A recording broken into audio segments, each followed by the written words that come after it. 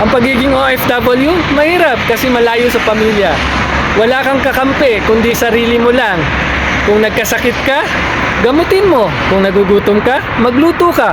Kung may problema ka, isolve mo.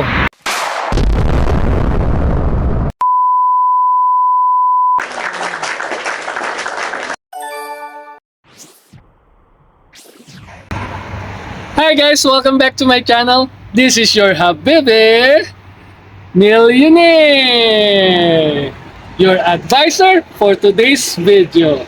Ang inyong matututunan at mapapanood sa page na ito ay OFW tips, advices, motivations, and reviews. Ay hango lamang sa aking 14 years experience sa paninirahan dito sa Kingdom of Saudi Arabia. Kaya kung bago ka pa lang sa aking channel, please follow and like, and also follow and subscribe my YouTube channel, Habibi Millionaire.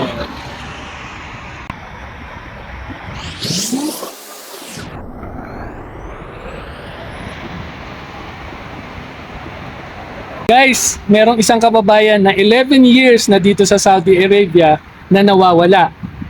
Tulungan natin si kabayan na mahanap sa pamamagitan ng pag-share nitong video ito. Ito ay pinost noong February 7, 2024 na si John Lead Adam Mama. Ang sabi niya rito sa post, siya si Salama Mama Ansar, taga Buliok, Piquet, Cotabato. 11 years na dito sa Saudi Arabia. Unang amo niya ay sa Al-Qasim. Walang contact mga kamag-anak niya. Humihingi kami ng tulong kung sino man ang nakakasama niya o nakakakita kay Salama Mama Ansar. Kahit saan sulok man ng mundo, paki-mensahe na lang po ako. Di alam ng mga kamag-anak niya kung buhay o patay pa siya. Humihingi ako ng tulong sa inyo, mabubuting puso, baka sa pamamagitan ng pag-share nitong video to, makatulong tayo. I-share lang po ang video ito, baka matulungan natin si kababayan na makita pa. What are we able to learn in this kind of situation?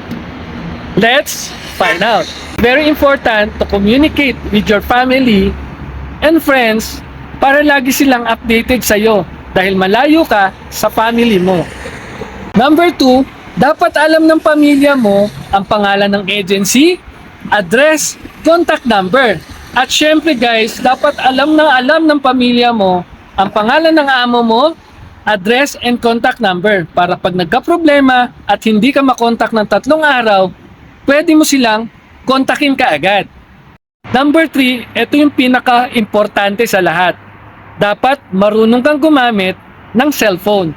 Kasi para easy sa'yo na ma-share ang map location mo kung saan ka naroroon. Kasi kadalasan sa mga OFW, hindi nila alam kung paano gamitin ang map location.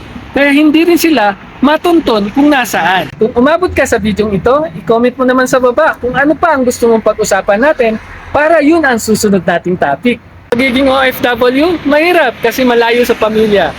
Wala kang kakampi kundi sarili mo lang. Kung nagkasakit ka, gamutin mo. Kung nagugutom ka, magluto ka. Kung may problema ka, isolve mo. Ang OFW, ipapakita nila na mas okay sila. Pero hindi! Ikaw, anong masasabi mo? I-comment mo ang iyong reaksyon. Galaw-galaw rin, baka ma-stroke. Isin, kakayanin ng lahat para hindi sayang ang Rias.